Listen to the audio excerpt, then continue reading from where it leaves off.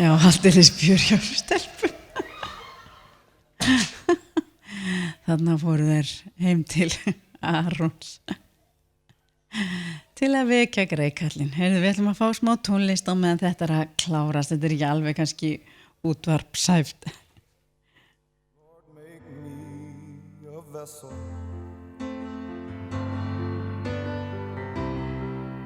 of your word and your will. Speak your words through these lips, your own words of life. Let them heal the broken hearted.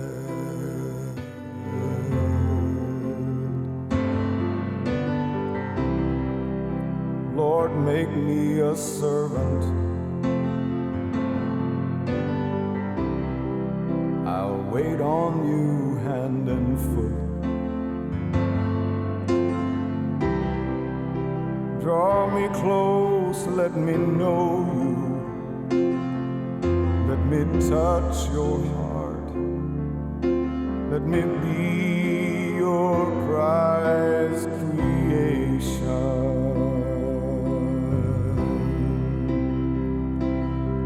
I am yours, I am yours.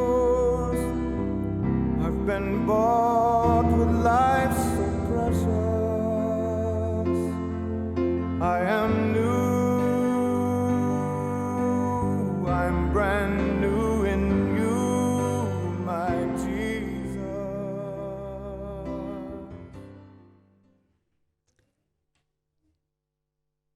Komum hér á Kotmóti 2019. Við skulum standa á fætur og við ætlum að syngja saman.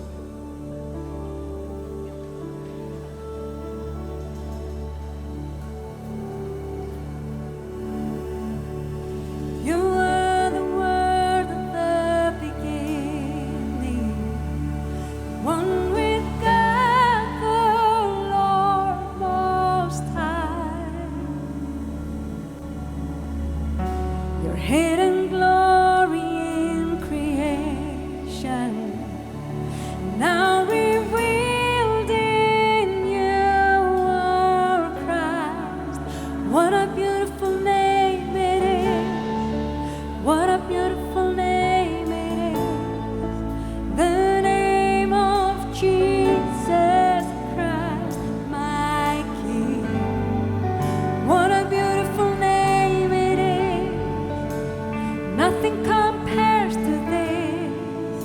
What a beautiful name it is. The name of Jesus.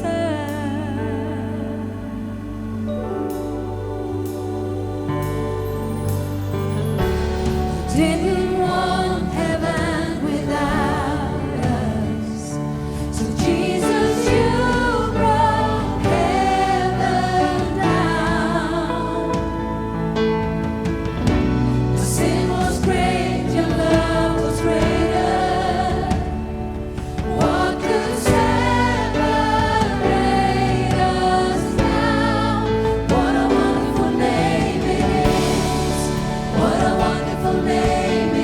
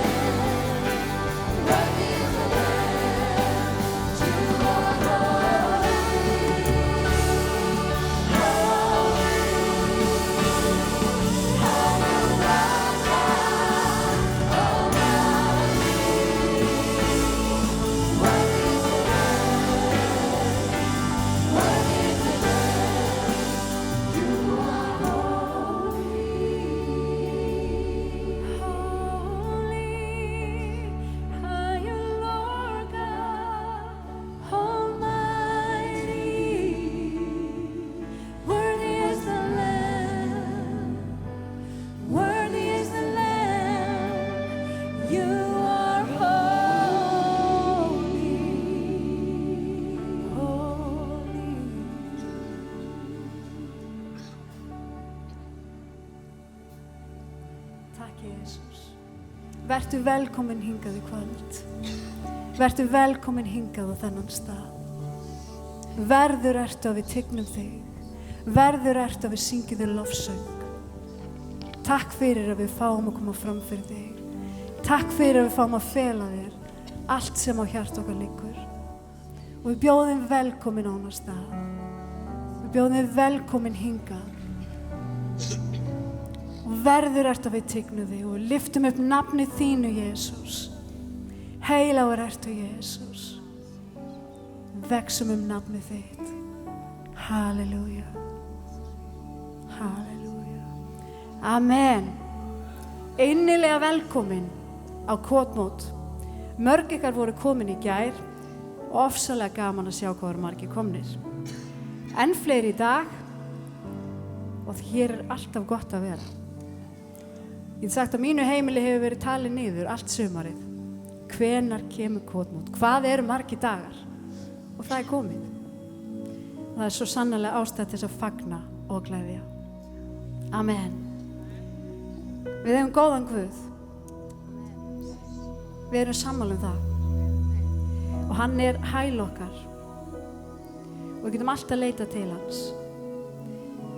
Og einn kafli í Biblíunni er einn þekktasti kaflinn og flest okkar kunnum hann utanbókar, allavega megnið af honum. Og þetta er Sálmur 23.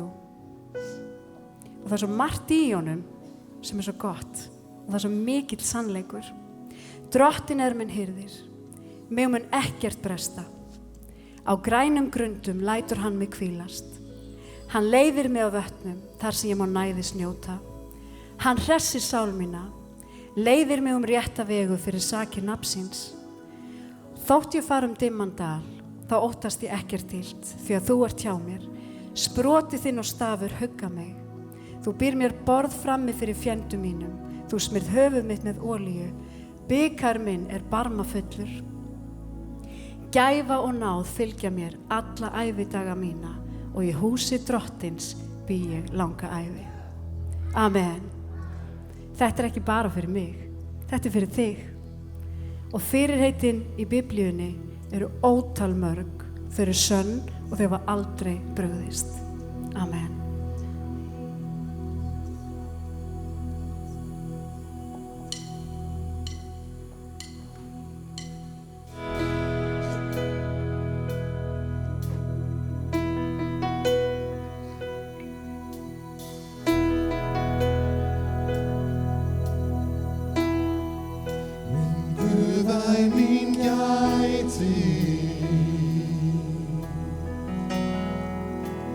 King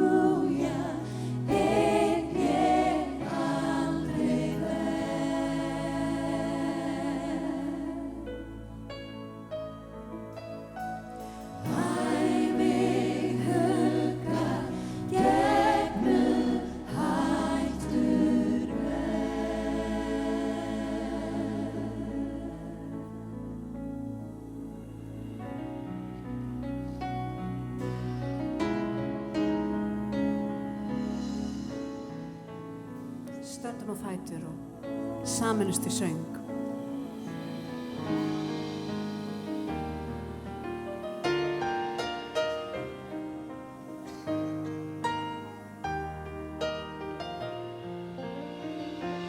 Þér sé lof, drottinn Guð, lofa sé þitt nafn, leyf mér að tigna þig. Syngja lofsöng til þín, lofa þig, leyf mér að tigna þig.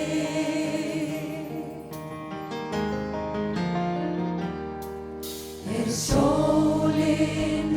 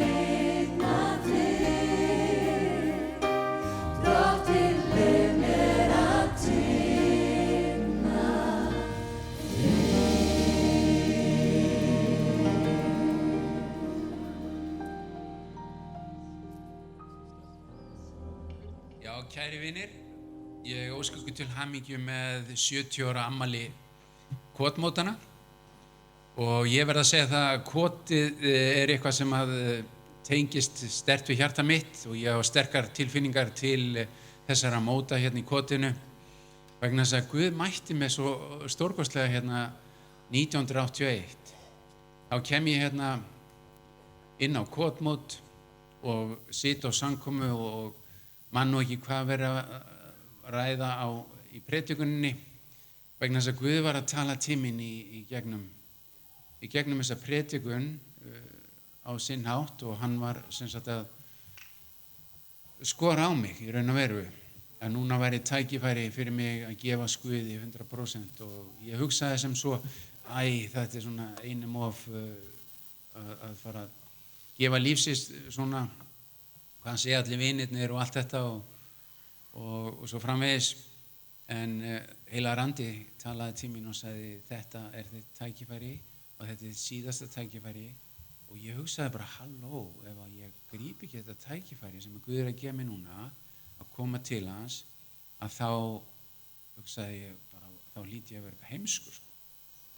Svo ég fer fram til fyrirbænar og ég var svona hálfhræddur sem sagt að koma þarna fram fyrir Guð vegna þess að ég var syndari, ég greindi það mjög vel að ég væri syndari og fastur í áfengi og slíku og þegar ég kem þarna fram og bið Guð að fyrirgefa mér og svona bíð eftir ég er búin að segja Drottinn fyrirgefa mér og takta á móti mér og þá beið ég svona eins og sekundubrot, þetta var bara örskömm stund hvort það myndi taka við mér eða ekki en þá var það sem ég sá sýn og himinninn opnaðist og þetta voru mótin þarna í gamla daga í kotinu þessi blessuðu mót sem voru svo heilasanda fyllt þarna í gamla daga í kotinu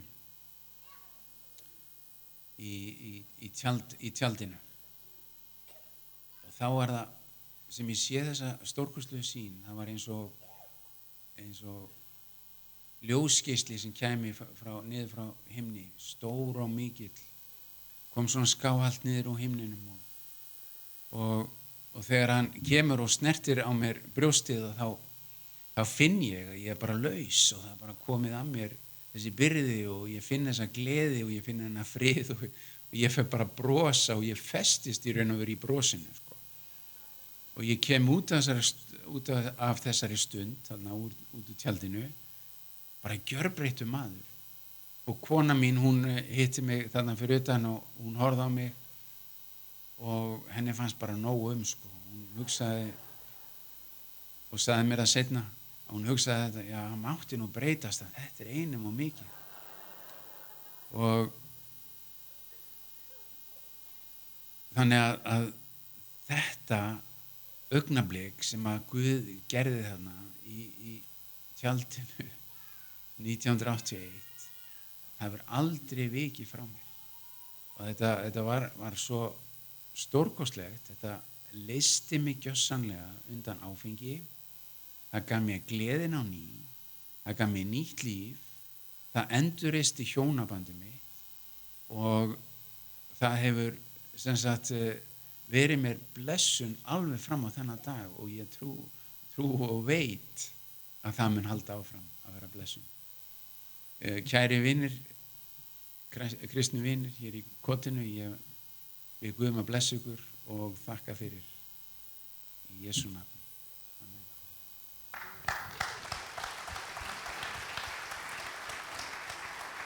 Amen. Til hamingju með afmælið allir.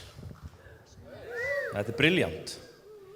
Andri Ómarsson heiti ég er einn af mjög mörgum sem stöndum að undirbúningi að þessum móti og það hefur verið gríðarlega gaman að taka þátt í þessum undirbúningi eins og alltaf hvert einasta ár og við finnum gríðarlega mikinn stíganda í þeim einstaklingum sem taka þátt í undirbúta mót og ég nefndi einmitt í morgun að við höldum að þetta sé komið nýtt met, þá voru 30 manns komin hérna í undirbúninga á þriðjudegi og 40 manns í hádeginu á miðvikudegi og það er bara alveg hrikalega gaman að vera partur af slíkum hópi.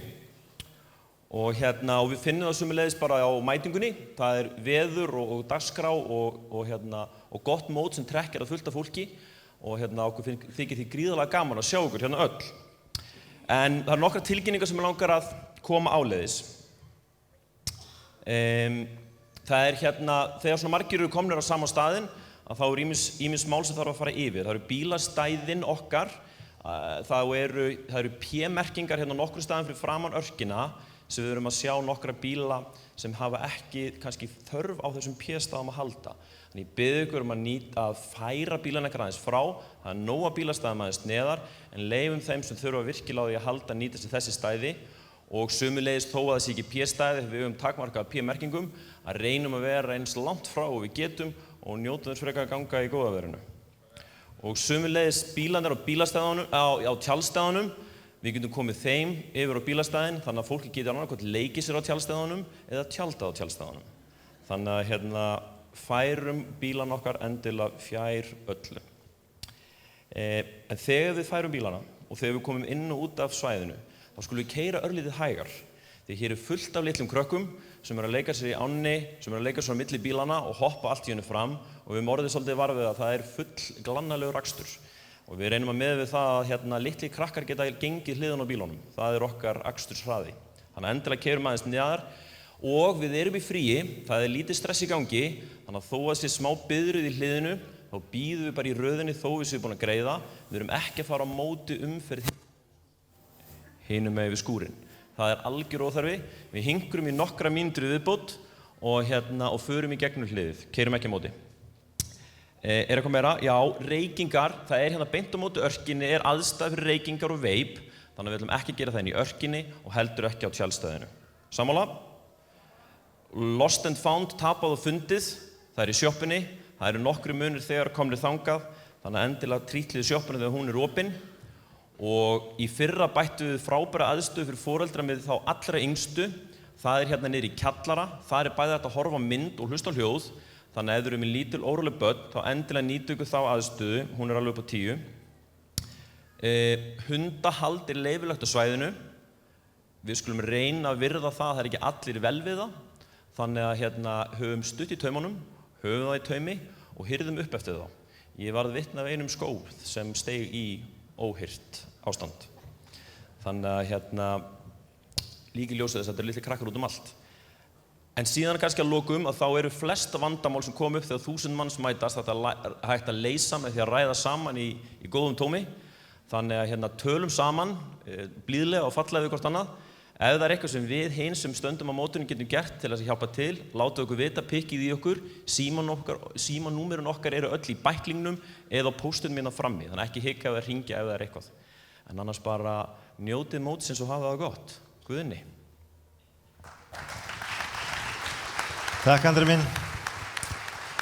Hafið ekki séð fallega konu ganga með bleikt leðurveski hérna einhvers staðar? Það er konan mín. Ég er ekki með bleikt leðurveski og ég stundum á tilfinningunum hún sé með hálfa búslóðina í veskinu sínu þegar ég þarf að hvolfúrin og leita lyklunum eða eitthvað svoleiðis. En ég er með poka. Stelpur sjá hvað þetta er flottur poki.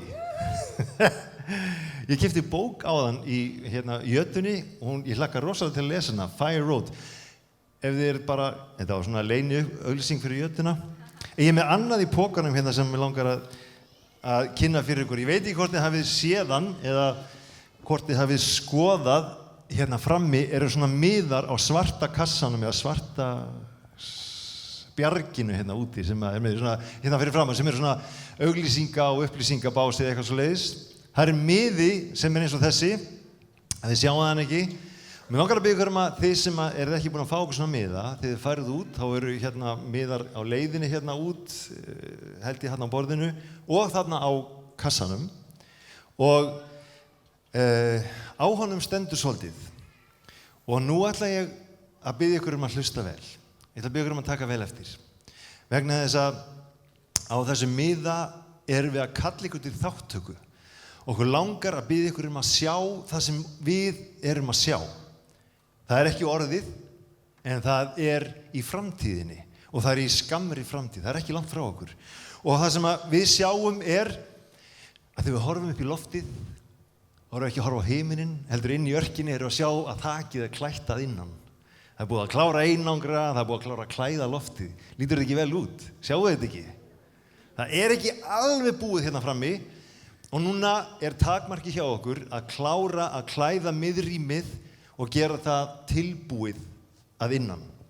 Og það sem við erum að sjá, það sem við erum að horfa á, svipað á myndirnar sem þið sjáu hérna frammi á þessum svarta bjarginu, hvað við að kalla þetta? Bjargið, þetta ekki flott nafn? Bjargið þarna frammi, svarta bjargið frammi. Ekki allir til í það? Ok, kallið þá bara eitthvað annað. En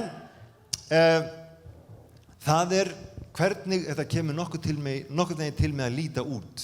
Svona langar okkur að gera örkina. Fallega, gagnlega, frábæra, tilbúin fyrir meira fólk og okkur langar að biðja ykkur að sjá þetta með okkur. Okkur langar að biðja ykkur að horfa á þetta með þeim augum þetta verður. En því miður þá það ekki alveg nóg. Við þurfum líka á því að halda að það komi fleiri hendur til verka, það komi fleiri með hugan í verkið, það komi fleiri einstaklingar sem eru tilbúnir að gefa af sér tíma, gefa af sér fjármagn, gefa af sér í bænum til þess að sjá þetta og verða með okkur í því að þetta verða veruleika. Á þessum miða stendur hérna efst nafn og það pláss fyrir þig til þess að rita nafnið þitt og dagsetning og það stendur ég vil gefa, gjöf, upphæð, einu sinni í kassa, eða mánaðarlega í kassa eða í 12 mánuði, 24 mánuði, 36 mánuði eða annað og kennitala og svo framvegis. Upplýsingar hvar hægt að bankaupplýsingar og slíkt og okkur langar að biðja ykkur sjáu þetta með okkur. Horfið á þessa sýn með okkur og tökum þátt í henni. Það ekki hægt að gera þetta með þá einum, en margir geta unnið þetta vel og létt. Og við höfum sett markið svolítið hærra heldur en fyrra. Þegar við sjáum að þörfin gríðarleg og okkur langar að uppfylla hana, okkur langar að gera þetta þannig að það sé aðlaðandi og fólk finnir sig velkomið að finni það gott að vera hérna. Hljóðvistir sé góð, loftið sé gott og svo framvegis. Og við höfum sett markmið á því að safna fé á þessu móti og með innifalið með áheitum út þetta ár upp á 5 milljónir.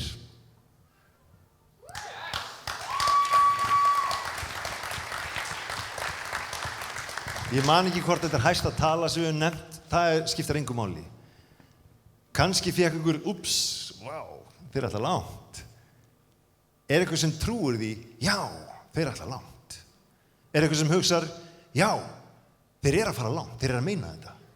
Já, þau að vinna að þessu. Mér langar að biðja ykkur að horfa á þetta svona. Þegar þegar Guð gaf Davíð sýnina eða talaði við Davíð það að byggja hús og það hélt áfram næstu kynslóð til sonar hans, þá settu þeir markmið ekki á timburkofa. Þeir settu ekki markmið á, já, búum til sal eða það sem við getum komið saman og búið til flott brúðkaup. Nei, stóra og mikla byggingu og það var eftir því sem að þeirri mynd sem Guð gaf þeim, þegar þeir fóru að safna saman og fundu gleðin í að vera hlutakendur í þessari miklu byggingu, það sem að Drottinn kom til þess að svara bænum þeirra, til þess að tala inn í líf þeirra, til þess að endurreisa þjóðina, þá sáu þeir að þeir voru hlutakendur í því með því að leggja hjarta sitt í það, með því að leggja fé í það, með því að leggja eigur sínar í það. Og ég ekki að biðja ykkur að koma með eitthvað svona, leggja húsið ykkar að veði eða skilja bílíkurinn eftir í baukunum þegar þeir ganga eða eitthvað slíkt. En jú, það væri alveg gaman, en við erum ekki að fara fram á það. En ef þið sjáu ykkur fært, og ég veit að það mörgum fært, að hugsa stórt. Kannski 5.000 kall stórt fyrir þig. Kannski það 10.000 eða 50.000 eða eitthvað bara, einhver upphæð. Eitthvað sem þú hugsar fyrir þig, já, ég vil að þetta veri stórt. Það langar mig að biðja að hugsa það þannig og ræddu það við Drottinn og hlusta það á hvað hann segir. Okkur langar að biðja að taka þátt á þessu móti með því að taka svona miða.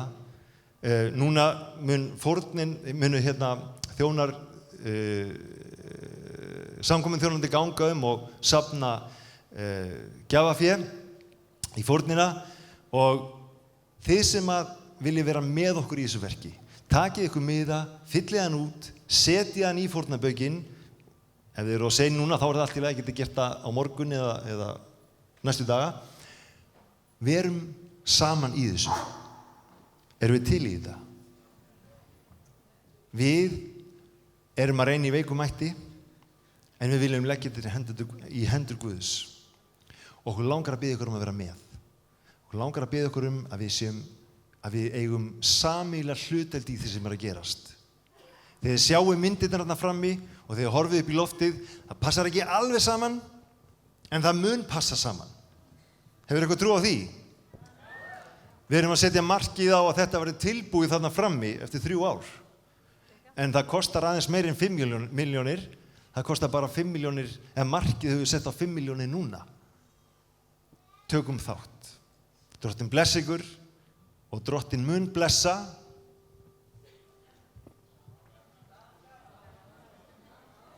Hann mun blessa glaðan gjafara. Dýr sé Guði. Amen.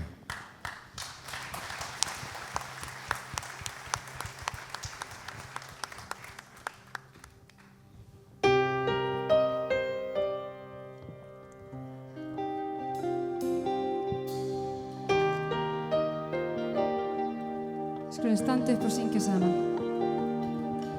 Þetta er vitnisburður okkar margra. Skulum lofa Drottinn, syngja með mér.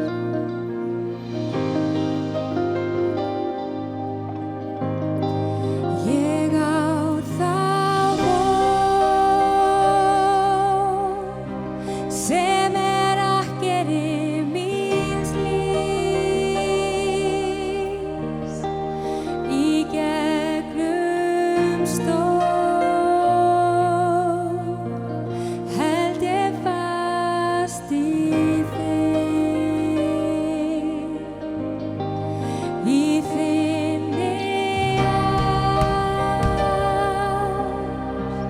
allur ótti hverfur frá. Ég treysti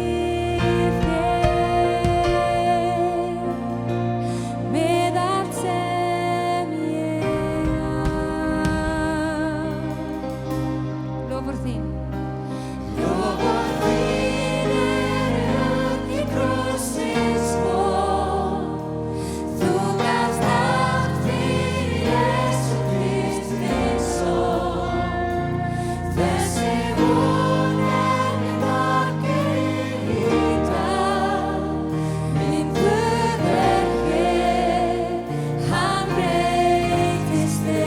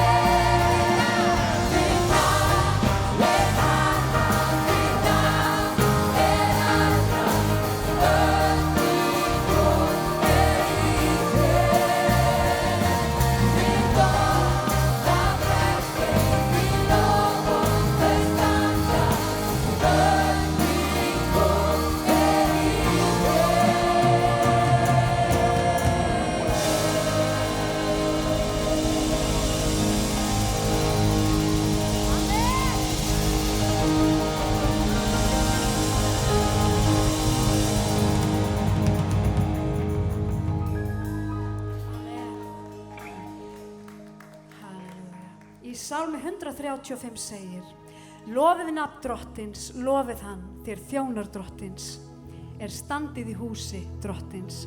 Það eru við, ég og þið.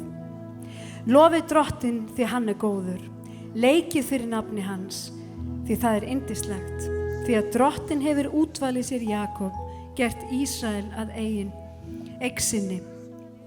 Já, ég veit að drottin mikill og að drottin vor öllum guðum æðri. Allt sem drottni þóknast, það gjörur hann, á himni og jörðu, í hafinu og öllum djúpunum. Hann lætur skýin uppstíga frá endimörkum jarðar, gerir eldingarnar til að búa rás regninu, hleypir vindunum út úr forðabúri hans. Og svo segir í 13. versi: Drottin nafn þitt varir að eilífu, minning þín, drottin frá kyni til kyns. Amen. Og við ætlum hér að sameinast í að vegsama drottin. Við ætlum að syngja lag sem ekki allir þekkja, en viðlagið getum við öll sungið og ég vona svo sannarlega að þið finnið ykkur fljótt í að taka undir með mér í þessu lagi. Lagið heitir Drottin dýrðar.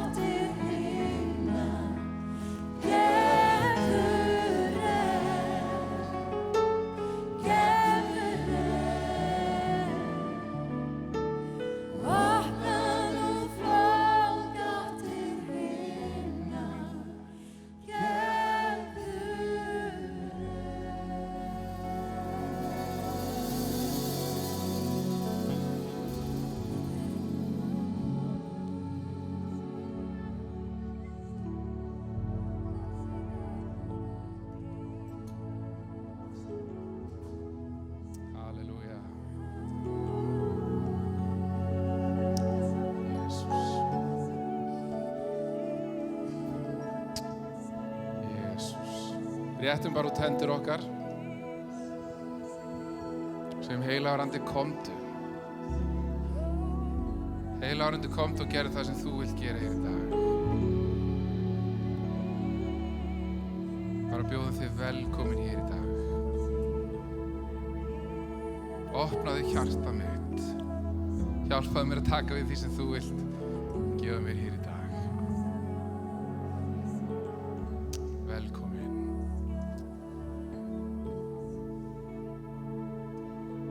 Halleluja.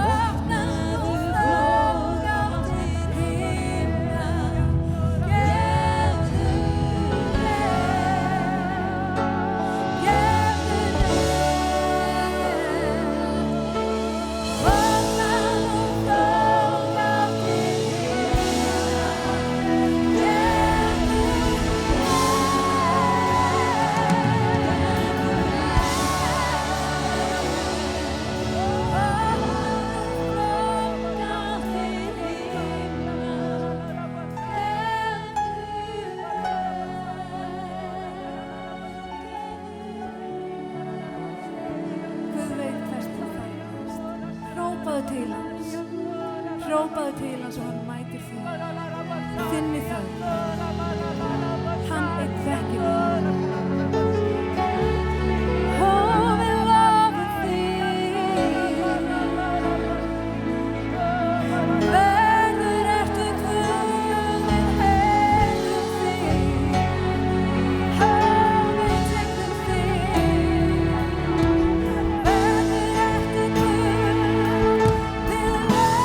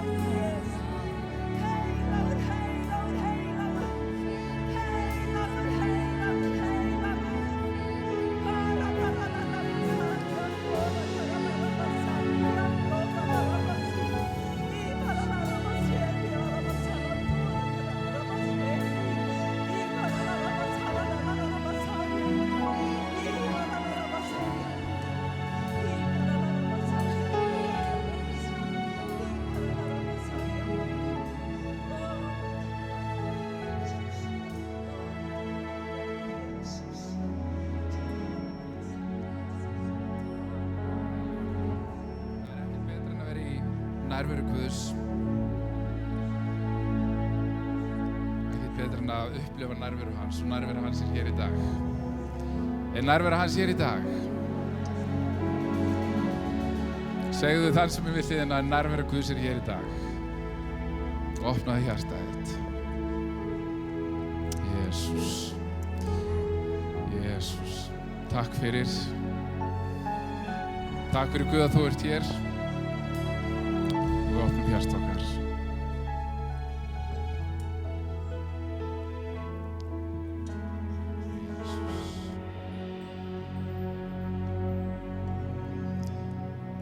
Amen. Amen. Hverju finnst gott að vera komin á kvotmót?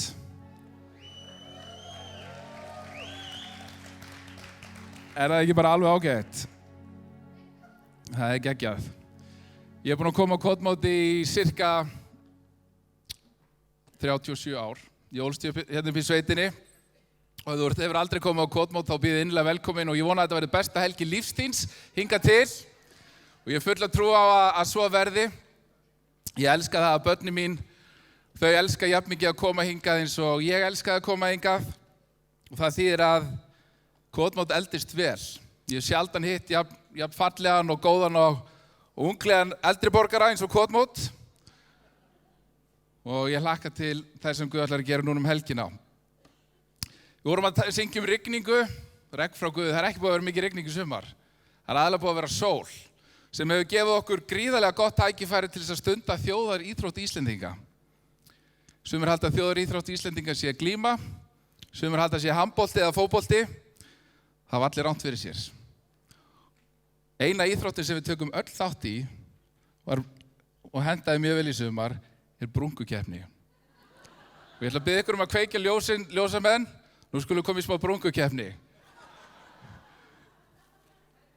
Má sjá. Sunnlendingar vinna Norrlendinga, alveg pottþétt. Við elskum ykkur samt Norrlendingar. Þið vinnið yfirleitt í öllu en nú unnum við. Nema þið sem voru á Kanari, það er ekki að marka.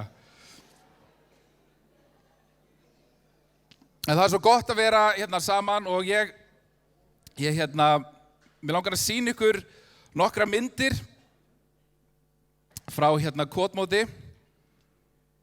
Ef ég, hérna er það. Kvotmót, ég ætla að sýna ykkur sögu kvotmóts í svona cirka 20 myndum. Kvotmót byrjaði með og þið tæknimenn þið megið skipti yfir á glærurnar aftur. Kemur þetta. Hversu margir mun eftir svarthvíta tímanum? Þeir eru alltaf svarthvít. Einhver hérna? Einn eða tveir. Og ég ætla að biðja ykkur að rétta upp hendi ef þið munið eftir þeim tíma sem þið sjáu á myndunum. Sýnir hvað aldur fólks. Kvotmót byrjaði svona, í svarthvítu á mjög auðmjúkan hátt, án allrar aðstöðu, meira og minna allt var úti. Fólk gisti í svona tjöldum, botnlausum, þeir sem á annað borð áttu tjöld, aðrir gisti í hlöðum og þess háttar. Samkomunar voru haldnar oft úti eða inn í verkstæði sem var hérna fyrir neðan. Síðan bættust við hljóðfæri og þið sjáu það er glæsilegt ferðaorgel og ýmislegt annað samkomunar aftur úti. Kannski var þetta bara einu myndirnar sem voru til, sem eru úti vegna þess að það var of mikið myrkur inni, ég veit það ekki. Síðan stækkaði hópurinn og alltaf fjölgaði á kvotmótum. Síðan var byggður þessi skáli. Hann var byggður og er búinn að vera hjá okkur í 40 ár, eitthvað svoleiðis, tæplega 40 ár. Og það er ástæðan fyrir að ég bý hér, ég ólst upp hér á svæðinu vegna þess að foreldrar minni fluttu til þess að byggja þennan skála. Síðan bættist við tjald við skálan, það kom aðstaða og síðan kom fólk inn í tjaldið. Síðan kom þessi tími. Þetta er örugglega hippa tíminn, það er ykkur bera ofan og svona. Búið að taka af sér bindið. Ykkur sem kannast manninn á myndinni. Ekki segja hver hann er, ég veit hver hann er. Og síðan var predikað og það var oft predikað að krafti. Og fólk mætti Guði að krafti. Síðan bættist við annað tjald. Hver mann eftir gula tjaldinu? Nú hljóta að fara að koma fleiri hendur. Já. Margir mun eftir gula tjaldinu. Þar gerist margt gott. Og ég á margar minningar sem ungur maður úr gula tjaldinu. Og síðan var tjaldið orðið á lítið og það var líka alltaf á fjúka. Þannig að við þurftum að fara í ráðstafanir og þess vegna fara ég að byggja þetta hér. Sem að byrjaði á fyrir 23 árum síðan. Og við erum ekki ennþá búin. En núna erum við ætlum að fara að klára þetta. Heyri ég með fyrir því. Og svona hefur kvotmót vaxið og dafnað til þess sem við erum með í dag. Þetta var kvotmót á 17 glærum. Klöppum fyrir kvotmóti.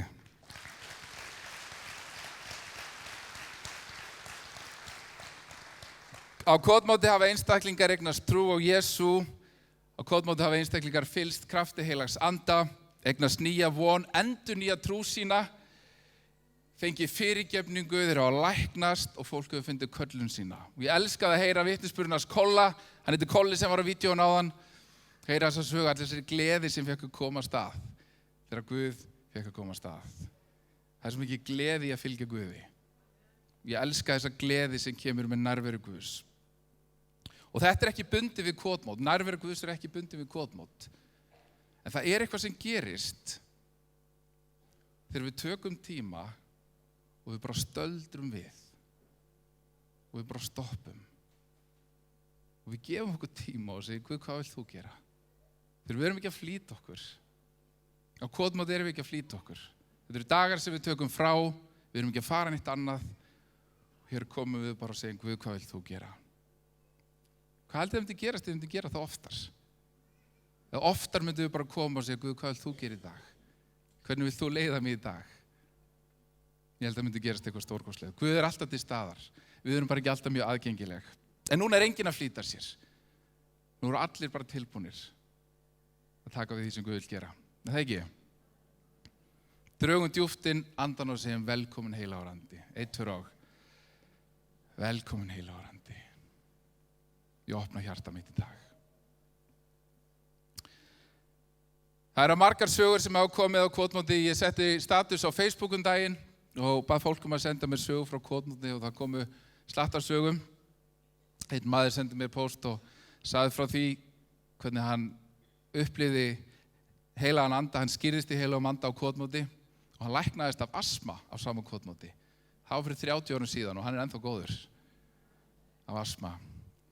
Og það var maður sem sagði mér frá því, hann hann hefði átt trú sem ungu maður, en hefði fjarlægst Guð.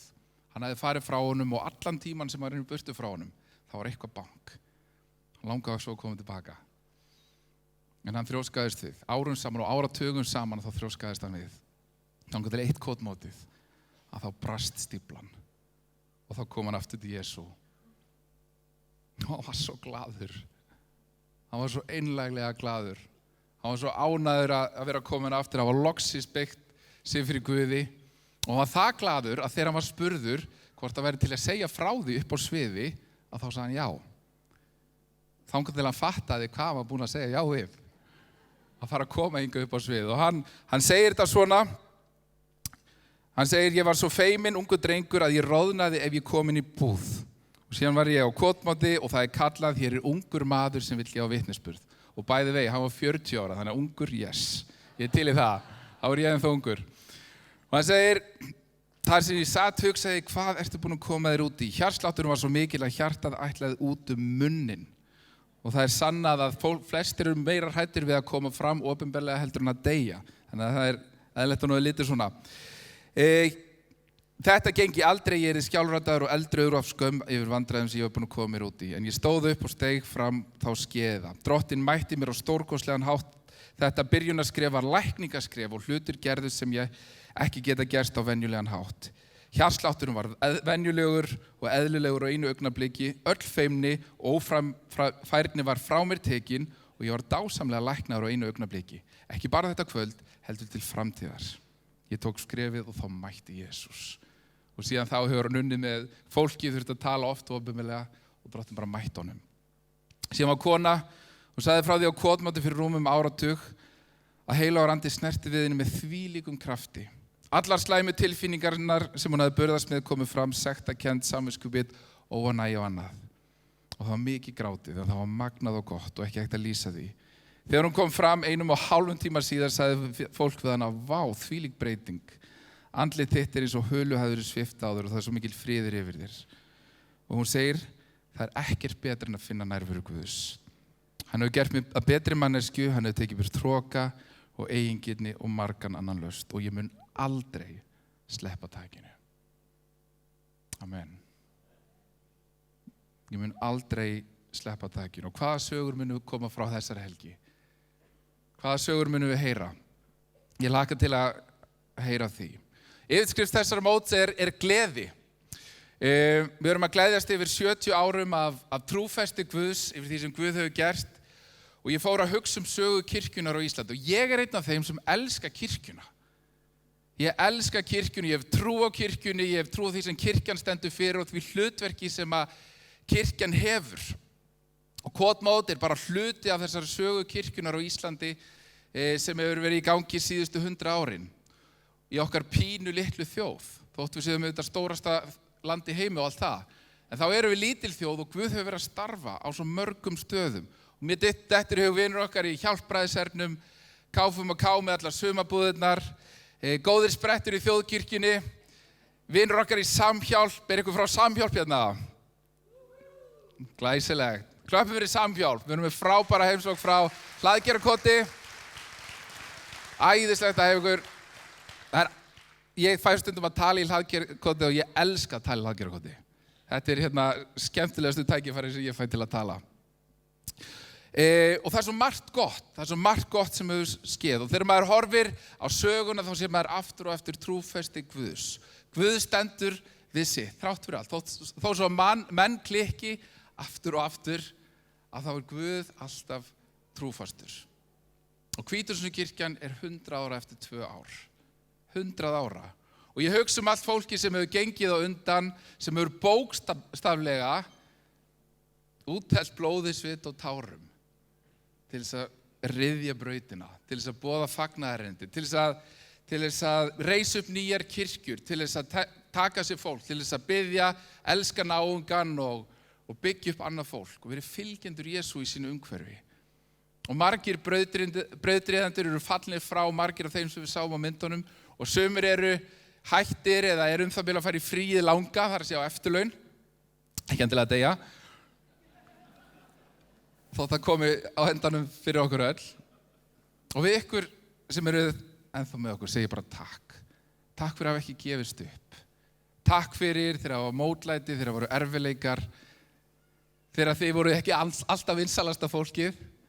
Takk fyrir að segja já við Guð. Takk fyrir að gefast ekki upp.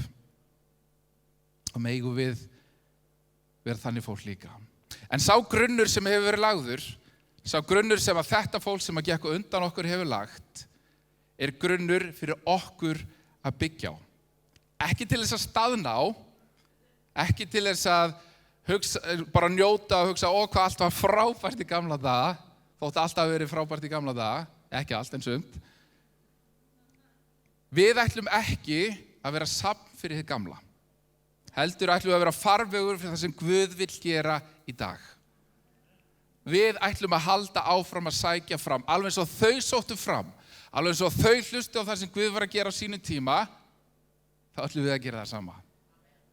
Eru þið með í því? Við þurfum að taka eignarhald á því sem Guð að gera. Við þurfum að vera með. Við þurfum að sjá góðan vilja Guðs halda áfram næstu áratugi.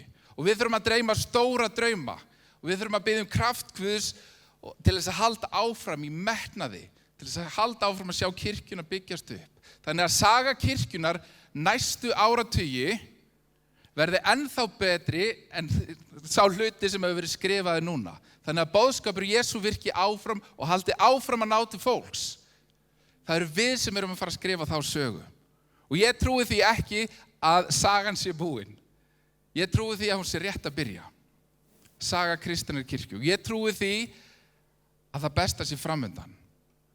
Það Guð vinnur þannig að hann leggur grunn og hvert tímabil stökkpallur fyrir næsta tímabil. Þannig að við fáum að fara á stökkpallinn sem hefur verið lagður og stökkva hærra og stökkva lengra. Af því að þið hafa búið að leggja það fyrir okkur og svo byggir Guð upp. Við segjum takk fyrir það sem þú ert búin að gera. Það algjörlega frábært og við heiðrum það sem hefur verið gert. En ég vil vera þáttakandi í því sem þú ætlar að gera í dag. Viltu vera þáttakandi í því sem Guð ætlar að gera í dag? Viltu vera þáttakandi í þeirri framtíð, þeirri hugsun sem Guð hefur fyrir þetta land? Guð hefur yndislega sýn fyrir þetta land. Og við þurfum að sjá það sem Guð sér. Við þurfum að hafa hugsun fyrir því sem Guð sér. Vakningin mun sennilega líta út öðruvísi en hún leit út í gamla daga. Með einhverjum öðrum hætti. En Guð ætlar að halda áfram að starfa. Og við fáum að vera þátttakendur í því. Ég er spenntur fyrir framtíðinni, það best er ekki að baki og það er ekki allt á leiðinni niður á við hérna í frá. Það er gott framundan. Það er gott framundan. Rétt upp hendi sem er ekki komin á eftirlaun. Vá, það er bara meiri hluti í nefninni, frábært. Þá ætti ekki að skorta fólk til þess að skrifa næsta hluta af sögu kristnunar á Íslandi. Vegna þess að það eru við sem að munum skrifa þá sögu undir handleiðslu heilags anda. En nú segirðu kannski, en Aron, raunveruleikinn er sá að það eru bara allir að verða trúlausir.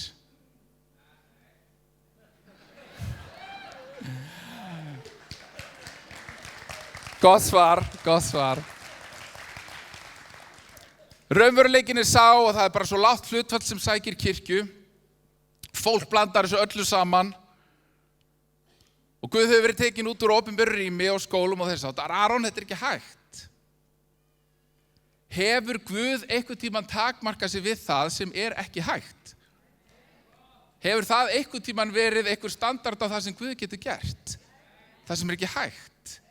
Guð er sérfræðingur í að gera akkurat það sem er ekki hægt. Hann er sérfræðingur í að leysa þann sem sagði nei rétt áðan. Baldur Freyr sem var mjög áhugaverður karakter í gamla lífinu, Guð leyst hann. Og nú er þetta kærleiksbolti sem elskar fólk. Þetta er það sem Guð getur gert. Það eru engin takmörk fyrir því sem Guð getur gert. Við megum ekki takmarka Guð. Og í kirkjusögunni þá gera stærstu kraftaverkin ekki endilega í menningu sem eru mikla kristna arfleifð eða sögu eða menningu. Heldur það sem hópur fylgjenda Jesú er heilsugar við hann. Það sem við komum og erum heilsugar við Guð.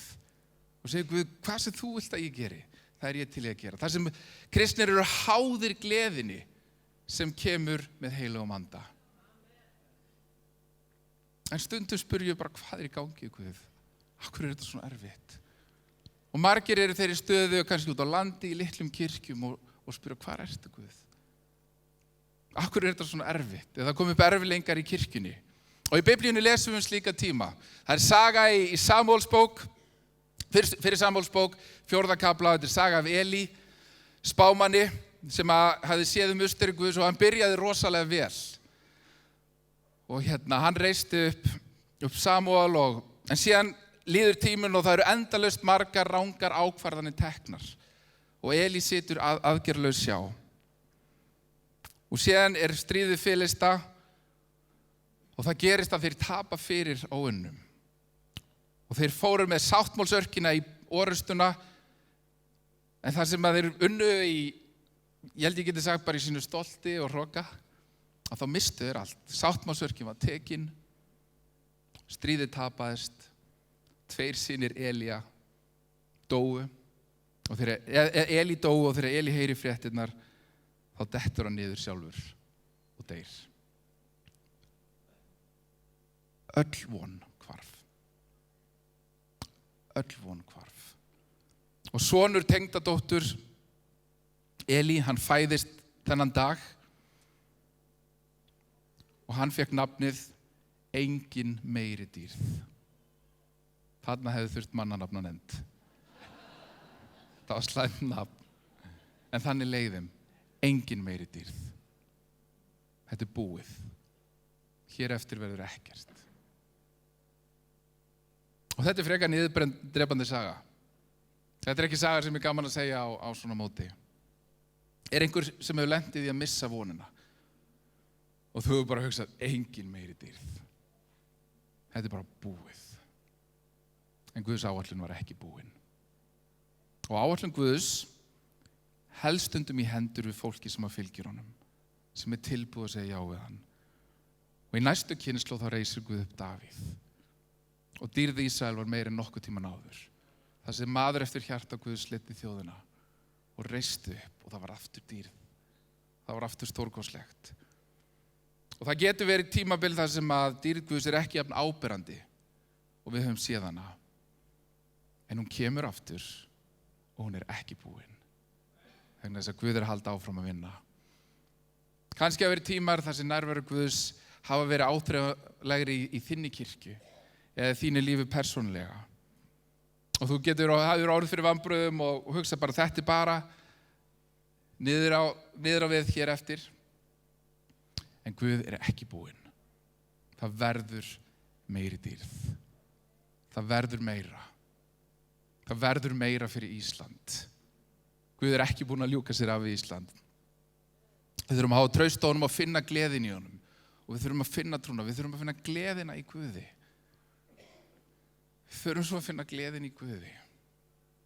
Fyrir nokkrum árum, þegar ég var búinn að vera pastor á Selfossi í nokkur ár, að þá kom tímabil þar sem var ofboðslega erfitt og ég bara missti gleðina. Ég yfirleitt glaður maður. Ég er það. Ég jákvæður, ég á erfitt með að gleðjast, en ég bara missti gleðina. Mér fannst ég vera einn, mér fannst ég einhvern veginn, þetta vera bara vonlaust. Ég sá ekki framtíð í því sem ég var að gera. Og það kom tímabúndur þar sem ég endaði bara að hrópa á Guð. Ég sagði, Guð, þú verður að hjálpa mér. Ég get þetta ekki. Ég fann til bugunar. Hvað haldið hafi gerst? Þegar ég hrópaði á Guð, að þá kom Guð og hann mætti. Hann mætti ekki bara þannig að mér liði betur, heldur mætti hann inn í kringumstæðurnar. Og hann kom með lausnin í kringumstæðurnar. Og umfram það sem ég hefði þorað að vona. Og starfið og ég fór að blómstra og gleðin kom aftur. Gleðin í Guði kemur aftur. Þegar við komum til hans. Þegar við leitum vilja hans.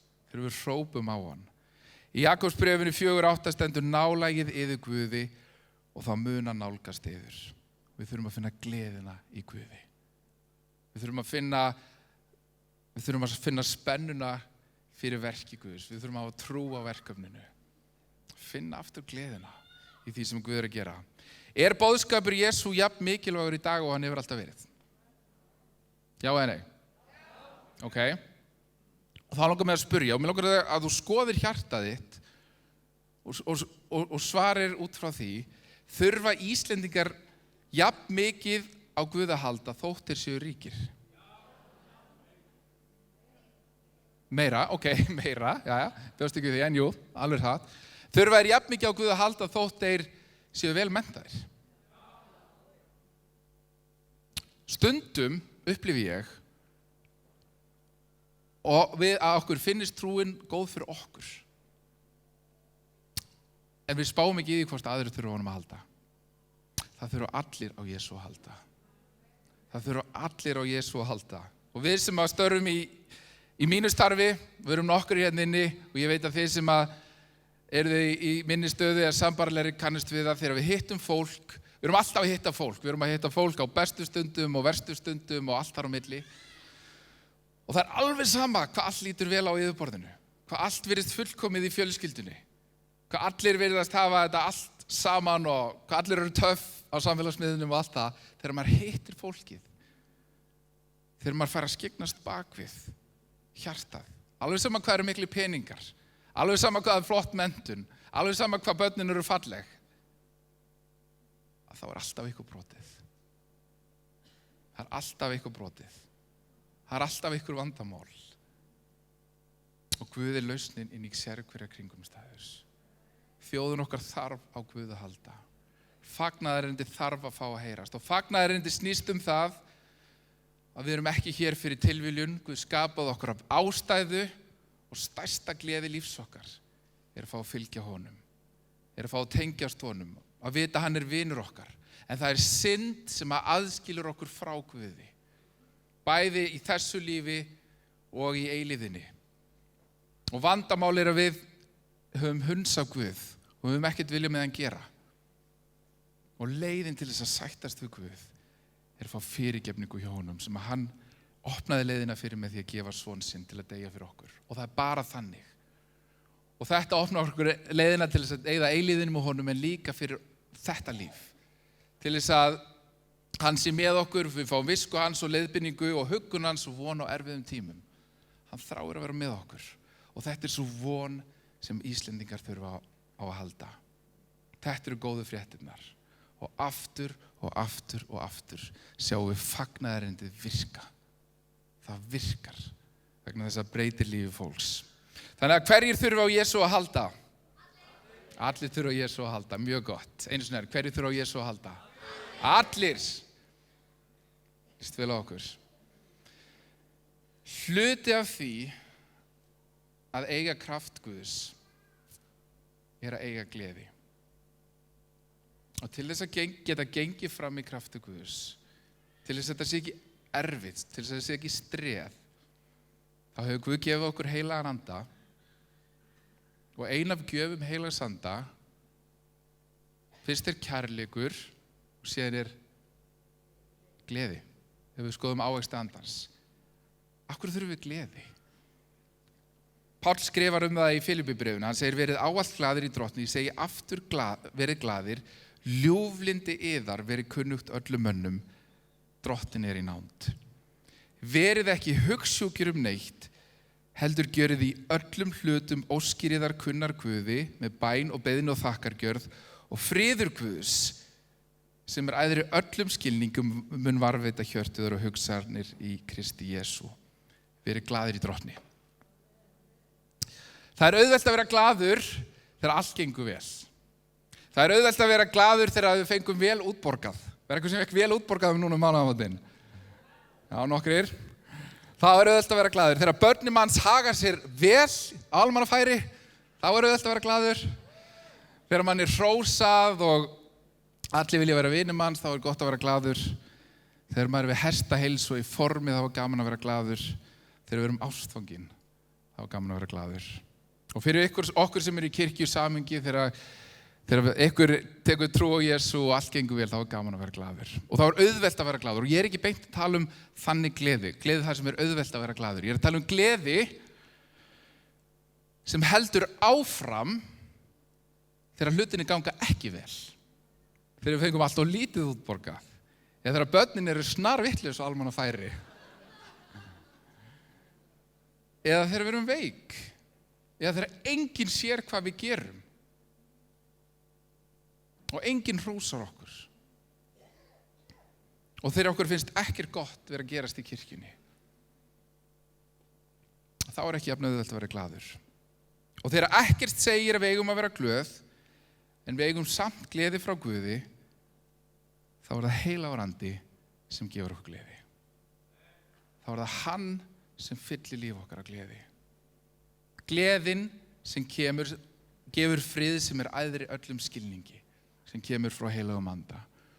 Gleði óháð aðstæðum kemur frá Guði og þeir sem hafi gengið lengi með Guði, munið þann tíma þegar þið voru allra tengdust Guði. Kannski þegar þið áttu nógan tíma til þess að lesa og biðja, hittuð aðra og báðu með þeim eða hvað sem þið gerðuð. Munið þennan tíma. Farað aftur í þessa hugsun. Tíminn kannski sem þið frelsuðust fyrst, tóku trú á Jesú. Tíminn eins og Kolli talaði þegar hann gat ekki tekið brosið af andlitinu. Þið sem hafið upplifað þennan tíma, hversu gott, hversu góð tilfinning. Það ekkert betra en að vera á þeim stað. Og allt annað sem við hlaupum á eftir, það mun ekki geta að gefa okkur þá gleði. Alveg sama hvað við reynum, alveg sama hvað við reynum að leggja mikið á okkur, alveg sama hvað við reynum að búa til réttu stemninguna eða eiga réttu hlutina, það ekkert annað sem getur gefið okkur þessa gleði. Og í dag langar mig að minna þig á gleðina sem Guð gefur. Og mér langar að segja þér frá þessari gleði. Ef þú hefur ekki upplifað hana, þá það bara Guð sem getur gefið þessa gleði. Það var maður sem í Biblíunni sem Jesús talaði í Mattheus 13. kafla. Og hann segir, enn himnaríki líkt kaupmanni sem leitaði að fögrum perlum. Og þegar hann fann eina dýrmæta perlu fór hann seldi allt sem hann átti og keypti hana. Hann seldi allt sem hann átti og keypti hana vegna þess að hann langaði í hana. Hann þráði þessa perlu. Himnaríki, nærvera Guðs þessi perla sem þess virði að leggja allt í sölurnar fyrir. Og það ekkert betra en þessi perla. Það ekki að kaupa fyrir hana með neinum gjaldmiðli. Nærvera Guðs, andi Guðs gefur kærleika, gleði og frið. Og í nærveru Guðs erum við sátt. En þótt að sé ekki hægt að borga með neinu gjaldmiðli, þá kostar hún samt. Og veitir hvað hún kostar? Hún kostar hjart okkar. Hún kostar það að við opnum hjart okkar og segjum, Guð, ég hleypi þér inn. Þú getur ekki sagt, Guð, ég vil nærveru þína, en þú ferð ekki í hjarta mitt. Vegna þess að nærvera Guðs býr í hjarta okkar. Og hann getur bara komið inn í opið hjarta sem tekur við honum. Ég var fástöðumaður á Selfossi frá 2003 til 2016. Er ykkur selfisingar í húsinu? Já, nákvæmlega. Ég elska þessa kirkju. Frábær tími. Og það var frábær tími á hverjum tímabil og Guð var virkilega að starfa í mikið af fólki og svona heilbrigði í gangi og allt að gerast og það var svona hópur í kirkjunni sem var stundum boðið í veislur hjá konu í kirkjunni. Þetta var svona einhver vinahópur. Og þetta voru svona afmæli og alls konar sem við fórum í veisluna. Oft sátum við á sama borði. Og það var maður sem var tengdur fjölskyldunni sem var komið í þessar sömu veislur. Og hann sagði mér seinna frá því að það var eitthvað við þetta kristna fólk. Það var eitthvað við þetta borð þarna. Það var eitthvað gleði sem draup af þeim sem hann átti ekki. Og hann sá hana hvergi annar staðar. Og hann þráði að eignast þetta. Og hann frétti af þessari perlu. Þarna var eitthvað sem hann langaði í. Og hann fór að leita perlunni. Og hann fór að leita. Hann vissi ekki nákvæmlega hvað þetta var. Þetta var bara ykkur gleði sem hann átti ekki. Og hann fann gleðina sem hann var búinn að leita þegar hann kom og gaf Jesú Kristi líf sitt. Og þetta var svo ótrúlegt. Hann kom og hann gaf Jesú Kristi líf sitt. Og allt sem hann var búinn að streða, allir þessi erfiðleikar og allt sem hann hafði gengið í gegnum, nú var þetta bara búið. Friðurinn kom. Hann fann perluna. Og hjónabandið hans gjörbreyttist, líf hans gjörbreyttist, aðstæður hans gjörbreyttist og allir sáu breytinguna. Fjölskyldan hans, vinnufélagar hans, konan hans, big time sko.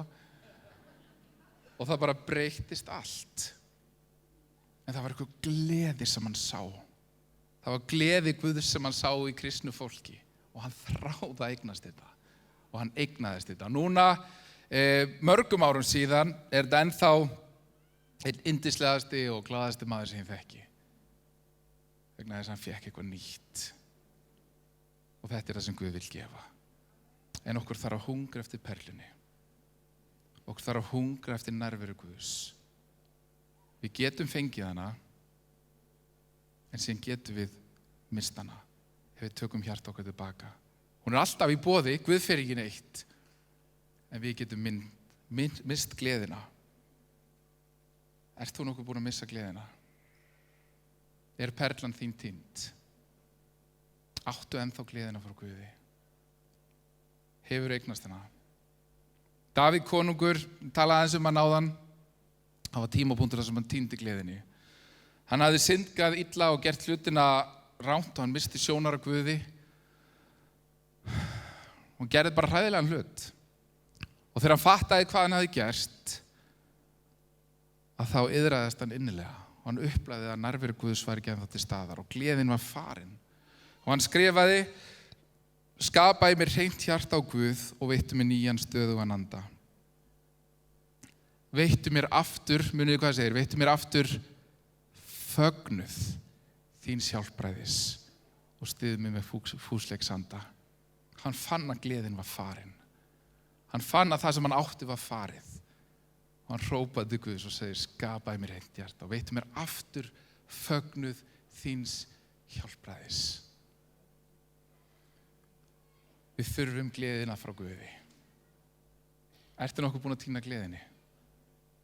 Áttu gleðina frá Guði. Áttu gleði sem að skína af þér. Þannig að fólki í kringum þið sér að þú átt eitthvað sem getur ekki verið frá þér sjálfum komin. Og þetta skipti mér mjög miklu máli vegna þess að ég hitti marga og mér finnst að eitthvað að gleðinni og eitthvað að eldinum af krafti Guðs sé farið. Eins og eldurinn sem byrjaður á kólna. Ekki af því að Guð fór, heldur af því að hjarta þitt fór annað. Þú trúir ennþá á Guð, en eldurinn ekki svo sami. Gleðin fagnaðarerindisins farin. Og eldurinn hann slökknar þegar við berum ekki á hann eldi við. Þegar við kyndum ekki eldinn, þá slökknar hann. Þegar við eigum ekki samfélag trúaðra, þegar við eigum ekki tíma með Guði, þegar við stöldrum ekki við, eigum kyrrð með Guði, þegar við innbyrðum ekki orðið hans, þegar við játum ekki syndir okkar, þegar við gefum ekki af okkur, að þá erum við ekki að kynda eldin okkar. Og þetta ósköp einföld. Við þurfum að kynda eldin okkar til þess að viðhalda gleðinni, til þess að Guð haldi áfram að brenna sinn eld innra með okkur. Og á tímum sjálfshyggju og endalausra valkosta, þá þurfum við að velja réttvinir. Við þurfum að velja það sem Guð hefur að gefa okkur. Til þess að við getum farið með þennan boðskap út til þjóðarinnar. Ef við ætlum að skrifa næsta kafla í sögu kristninnar, og ef sá kafla vera góður, þá þurfum við að vera brennandi fyrir Jesú. Þá þurfum við að eiga gleðina í Guði. Þá þurfum við að eiga gleðina í Guði. Og ég veit að Guð vill endurnýja hjá þér gleðina, sem betri en allt annað. Kannski þarftu að kyngja stolti. Kannski þarftu að fyrirgefa. Kannski þarftu að iðrast. Kannski þarftu að gefa Guði meiri tíma. En Guð hér fyrir þig í dag. Og þú þarft að opna hjartað þitt í auðmýkt og segja heilagur andi velkomin. Kveikti í mér gleðina aftur. Og mér langar að biðja lofgjörun að koma upp núna. Og mér langar til þess að við stöndum upp. Eigum við að standa upp?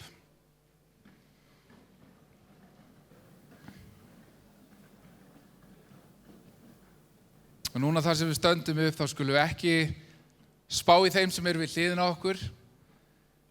Skulum ekki hugsa kaffi sem við ætlum að fá okkur eftir.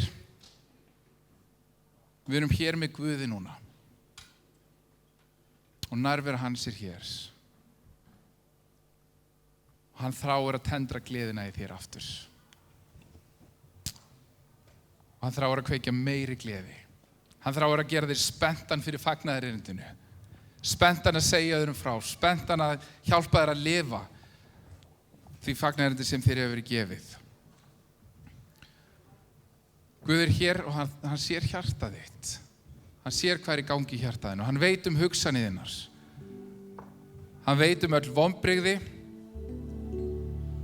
Hann veit allt sem í gangi. Og hann þráir að mæta þér. Og langar við segjum núna öll saman, Guð snerti við mér. Segjum þetta 1, 2 og Guð snerti við mér. Kveiktu eldin aftur. Og það lag sem ég elska, sem ég syng alltaf ef ég þurr, ef mér líður illa. Þetta eldgamalt lag, en það segir svo mikið.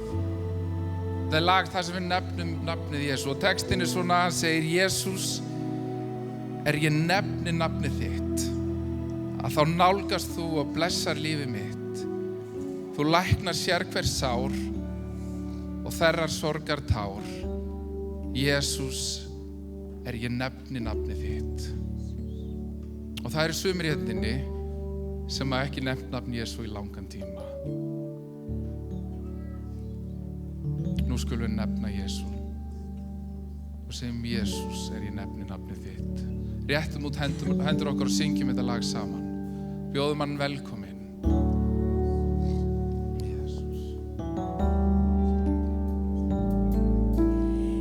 Jesús, ég nefni nafnið þitt.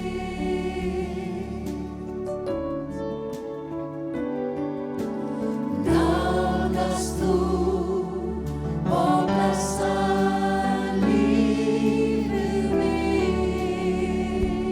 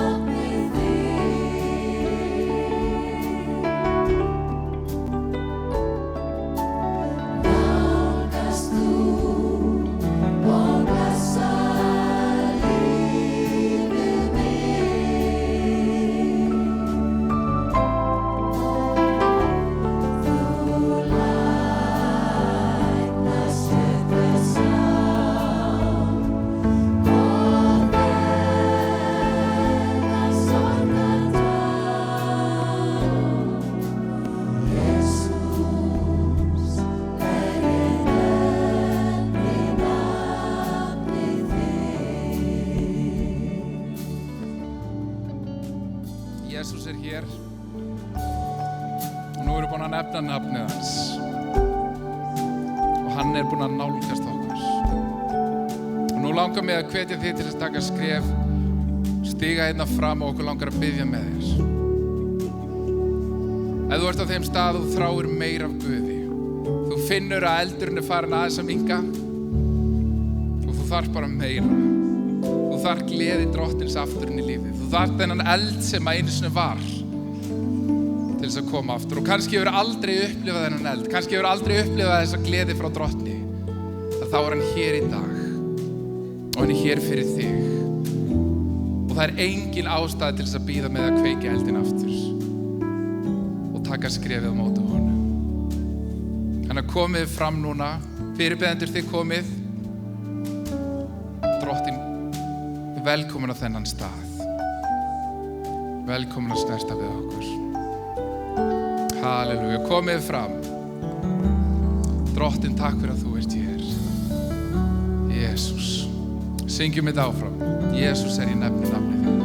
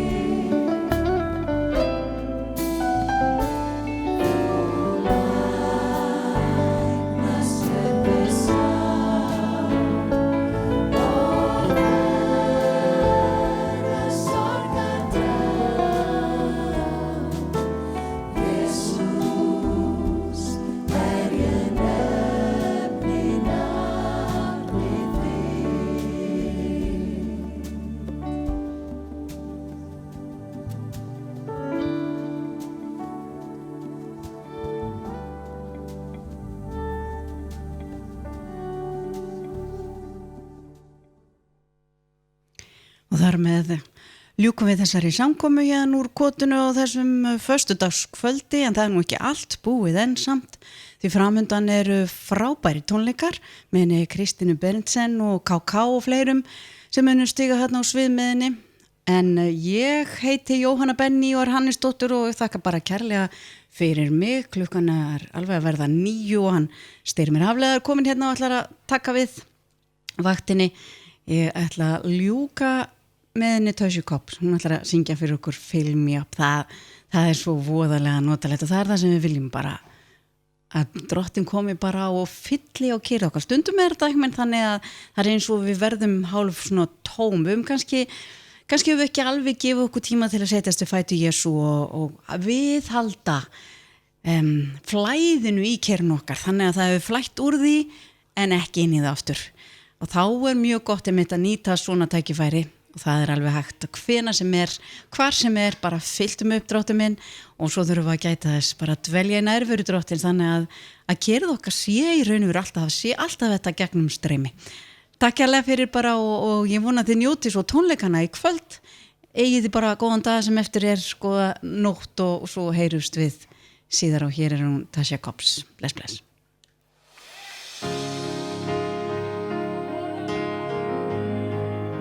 Come on, let the sound of worship be released from your lips tonight. Come on, raise it now. Oh, that's good, y'all. Raise it, raise it. In a boat.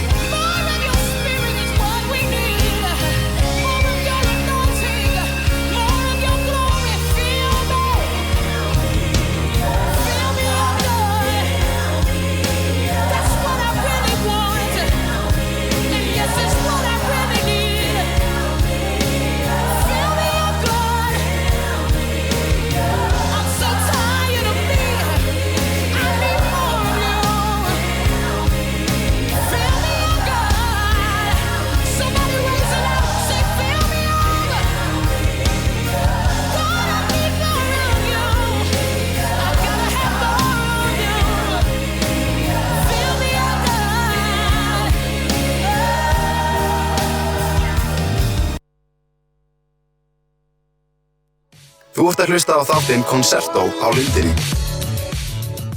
Góða kvöldið, kæru Lindar hlustendur, Styrmir heiti ég og þið að hlusta á Concerto þáttinn hér á Lindinni. Við erum stödd upp í Kirklegakoti, þar sem að kotmót í fullu gangi og við hvetjum alla þá sem að hafa tök á því að kíkja hérna austur upp í Fljótshlíð að endilega gera sér leið og koma við upp á kotmót. Við mælum eindregið með því, fullt af fólki sem eru samankomin hérna í dag og helgina. Kvöldsamkoma kvöldsins var að klárast þar sem Aron Hinriksson talaði frábært orð og frábær lofgjörð og yndisleg nærvera heila sanda sem var á samkominu og frábær stund í alla staði. Nóg eftir af dagskránni í dag, country tónlingar hefjast klukkan 10 í kvöld og það verður Kristín Berendsen og Káká sem verða meðal annar gestir sem að koma til með að spila á country tónlingunum. En fram að tónlingunum þá ætla ég að fá að vera með ykkur, spila nýja tónlist og fara svona yfir hitt og þetta, aðeins að fjalla dagskrárliðin sem verða á kotmóti og verðum með svona ýmsa dagskrárliði sem við erum vanir að hafa hérna í Concerto þáttunum. En við ætlum að byrja því að spila lag með Social Club Misfits og laginu Testify. Gjörðu svo vel.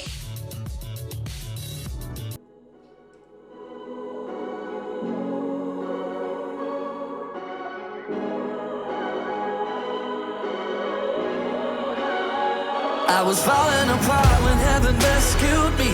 Recovered my heart, I want the world to see. I can testify,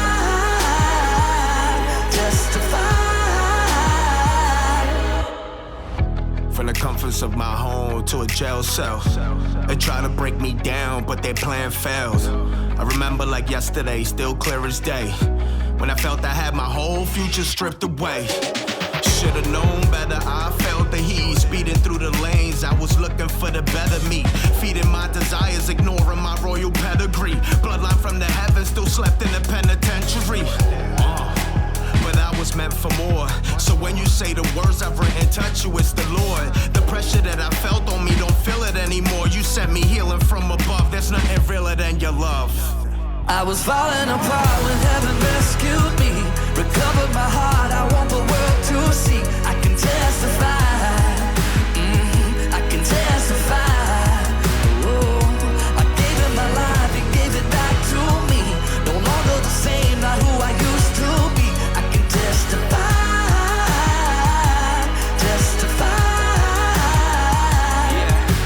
does God still remember I'm here? I need same day delivery for some of my prayers. I close my eyes while my stress and anxiety flare.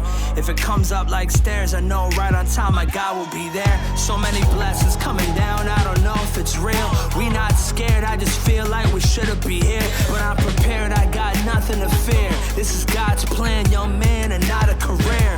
This a call-in, I'm all in, I'm done stalling. I'm done waiting for a better time to tell my story. I know there's power in the name and he reminds me who I am. And even though I'm far from perfect, it never stopped his plan. I was falling apart when heaven rescued me.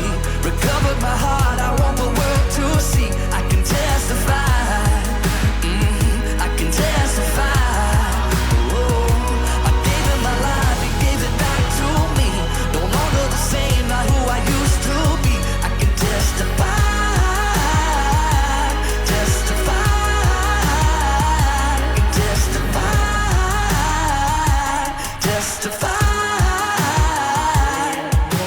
Jesus lifted me up from the grave. I'm singing Amazing Grace. This is my time to testify. I'ma testify. Jesus lifted